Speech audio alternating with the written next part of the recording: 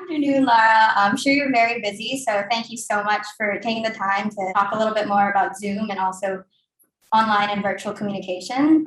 With the onset of the pandemic and like everyone staying at home, it seems that like everybody from schools to offices has pretty much switched to an online platform, and that's the new normal. Zoom has definitely kind of risen to the top during this new social distancing culture. So we can kind of just jump into like start off with before the pandemic, so like before COVID.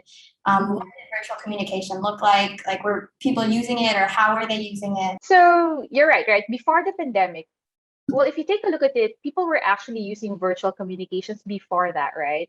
It was video, audio, chat. And regardless of whether they were working, they were learning, or they were just connecting with friends and family. Now, if you take a look at it from a business standpoint, video communications was mainly used for conferencing. That was really the main purpose of video conferencing in offices, right? Mainly because of the digital workplace and the way that people are working was changing. Now I know digital workplace is a big word. What is it? It's basically imagine it's a virtual modern version of your physical workplace where you use a lot of technologies to make sure that we improve the way we work, the way we connect, the way we collaborate. But basically, you're remote. And so as many companies became more global, a lot of their teams actually went everywhere. And so with the everywhere, they needed tools to basically still connect. And so that's where virtual communication came in and video technology came in. Today, fast forward, post pandemic, I would say it's still the same, though no, there are a lot more people are basically working, learning, and just maybe connecting with family and friends, still with the use of video technology. And Zoom is really positioned to help in this case. Like, obviously people use it. It's definitely like everyone kind of has to use it now. I think that kind of like borrows into the next question, which is basically what's the hybrid future? Like, how can you use both face to face and online communication? Okay. When we talk about the future, right, we really think it's hybrid. Hybrid meaning it's going to be your best in-person experience. At the same time, it's going to be your best virtual experience.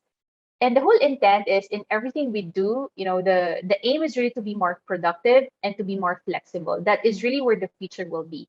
Now, imagine yourself, right? Or even educators. As you have content to deliver, as you have event, as you have whatever discussion, first thing you also figure out is how is it going to be? Is it going to be virtual fully? Is it going to be hybrid? Is it going to be, in person? And so I would say it's really important in the future that, that everybody be accustomed and just comfortable with whatever way this goes, right? Because that future is going to be hybrid. Now, let's go back to education. Maybe just to share with you some of the things that we found. In Asia, for example, there was a recent research by Qualtrics. Basically, they took a look at the educators who've used video communication as part of the way they taught these days. And what they found was, with these educators, they actually plan to continue using video moving forward into the future and maybe add some of that in-person experience. If you take a look at not education, if you take a look at healthcare. So for example, in the US, about 61% of patients actually want to continue both the in-person and the remote consulting. Why? Let me ask you. I know, Danny, have you ever got into have you ever visited your doctor like for an appointment? You have to wait like an hour. Yeah, exactly, right? You travel, you spend a long time waiting, and then at some point you see your doctor, and then that's great, and then you travel again, right? So can you imagine these days? I don't know if you've seen your doctor during this pandemic, right? But typically the experience is much better because either they text you or they actually, the doctor calls you when it's your turn. So imagine you don't have to wait, you don't have to travel, you still see the doctor. That experience is something definitely that patients want to have into the future, right? The other thing is, I'm not sure again about you. I don't think people go to the hospital to just hang out, right? Usually you go there for a reason, right? So you may have caught something or you're worried about something. And so if you're physically there, you're just naturally exposed. And so if you're exposed, right, chances are it's not exactly good for you. So if you have the option to go for remote consulting, then that, limits that worry. And of course, I would say the last piece there is after all the laboratories and whatever it is the doctor needs you to do before you consult, you're actually able to access a lot more experts virtually. Now, in Zoom, whether the future goes full virtual, hybrid, we're just going to be here. And our goal is to make sure that our customer stays connected. I know right now we're really very humbled and inspired because I'm not sure in how many Zoom meetings you've been in, but now whether you're doing meetings, weddings, graduations before, even the Olympics recently, I actually was surprised because well, yoga is fine, but like some of the sports that I never thought could happen through Zoom is actually happening through Zoom. So people have found ways to use this, and I just don't think that we'll easily let that go.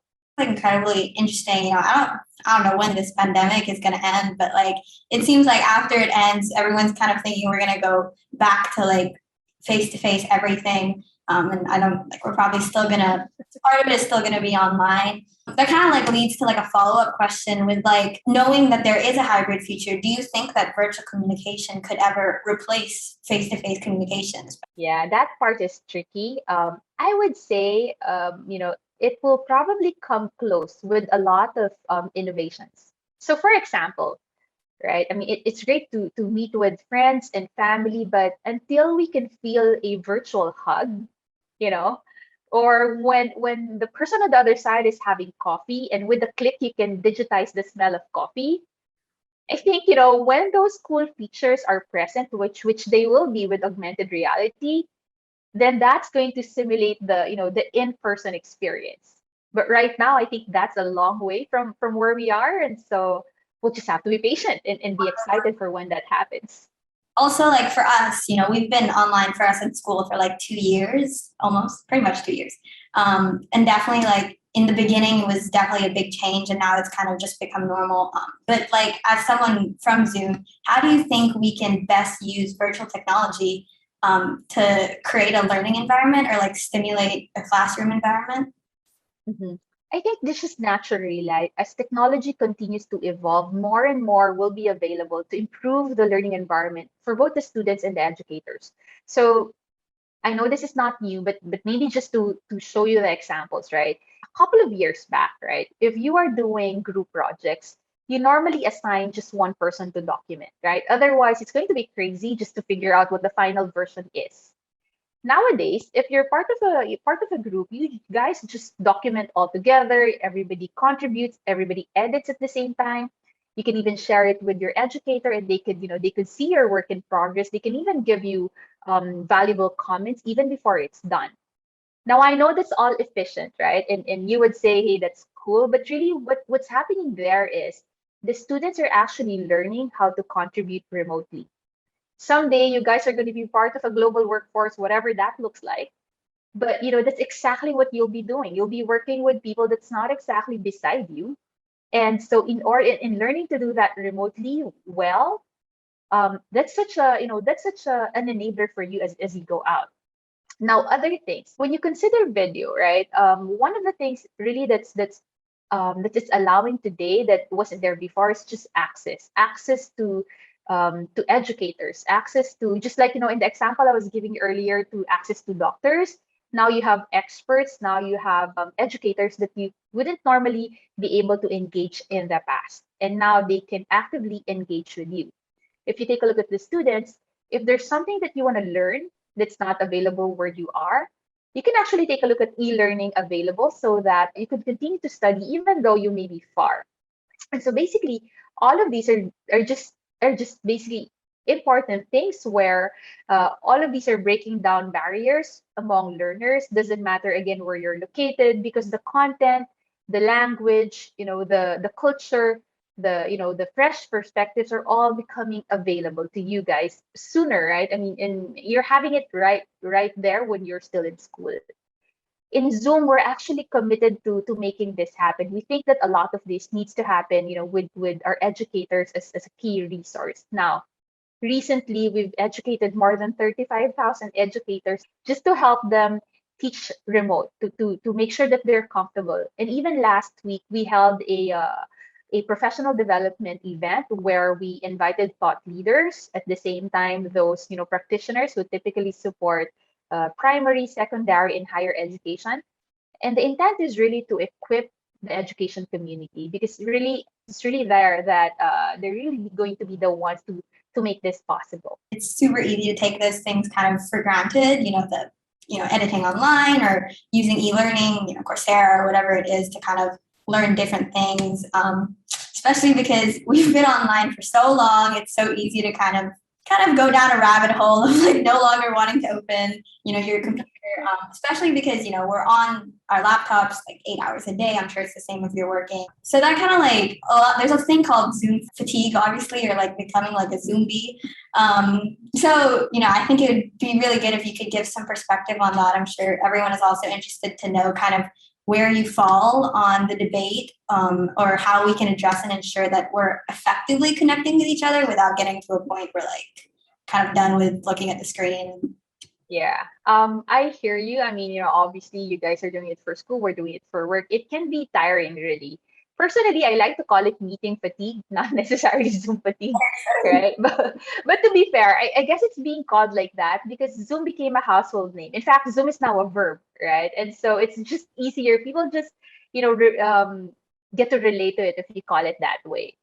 But let's face it, right? The virtual communication is now essential. Video is now essential. And so on our end, right, we have our, we call ourselves Zoomies. We have Zoomies behind the scene who are like literally trying to figure out and innovate, innovate features to just help our customers so that if they absolutely need to be on meetings on video, that it will be a good experience. That somehow in there we can put in some fun, right? So whether it's in filters, emojis, whether it's in, immersive background, at least you can inject some fun and hopefully keep people engaged as they have to be there. It's not like there is an option sometimes. Now, one thing though, because really we care about the happiness of our customers, the happiness of our employees, and their mental health, we actually teamed up with a company. They're called Thrive Global.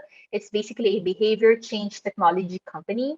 And together we launched the Thrive Reset app. It's basically an in-meeting app that helps users de-stress while they are in Zoom meetings. So the way it works is, and before that, we did that because we found out that neuroscience said it takes about 60 seconds to course correct stress.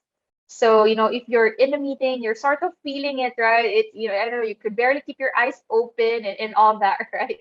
So what you could do is download that app while in Zoom. You can actually play it, and whether it's a share, basically it's a shared activity, right? So whether it's just breathing exercises or just sharing something funny or just a mindfulness pause, everybody gets to do that while you're all together, right? And in fact, even for yourself, if you want to have your own reset button and you just want to go to guided breathing again with pictures and music that you feel relaxed listening to, those are all options while in Zoom. I didn't really think about that, especially what you said about like, filters or like backgrounds. I feel like through the pandemic, we've kind of seen Zoom grow a little bit. We've seen all the updates. Every time you update, there's something new. Never really thought about it in that way, but that's a very good point. It's definitely helped kind of, especially in school and stuff, with all of the different updates that Zoom is doing. So that's, Yeah, because sometimes it's just, you see somebody's funny background, right? And it starts a conversation, and that becomes, a reason to laugh, a reason to just relax. And sometimes it's as simple as that, right? Rather than, nothing, and then you're back to the serious stuff all the time. Okay, so we're running a little bit out of time. I'll just jump into the last question, which is basically just like, in the future, in 10 years, 15 years, I know you said it kind of feels like COVID has completely had a huge dramatic impact on the communication industry in general. So like, in 10, 15 years, where do you kind of think that's all heading? We really believe video is the future of communication. So I know that with the global pandemic, it sort of accelerated everything. We thought it's going to take a while to get there, but because of what's happening, we're actually nearing that. And so video now is a dominant form of communication. Now it's proven to be effective and it's proven to be flexible. As I said earlier, as technology evolves, more and more use cases of video technology will also be found. Now, I know right now we use it for school, for set things, but in the future we think that hospitals, workplaces, churches, homes, event places will just naturally be video ready and optimized for a hybrid future. That's just, it's just something that you have, right? I know we watched that in movies before, but imagine we're kind of near that future. Now, companies like us, like Zoom, will innovate continuously to give the best virtual communication experience. And with that are really exciting things, but we know it's definitely not going to take 10 years. Fast forward the timeline a little bit. I'd love to stay and continue talking, but unfortunately, time is short. So I just want to say, Larah, thank you so much for spending the time here today. It's been, such a pleasure, so much fun, so enlightening to be able to chat with you. And I think we, as the next generation, are excited to kind of see where Zoom is on to next.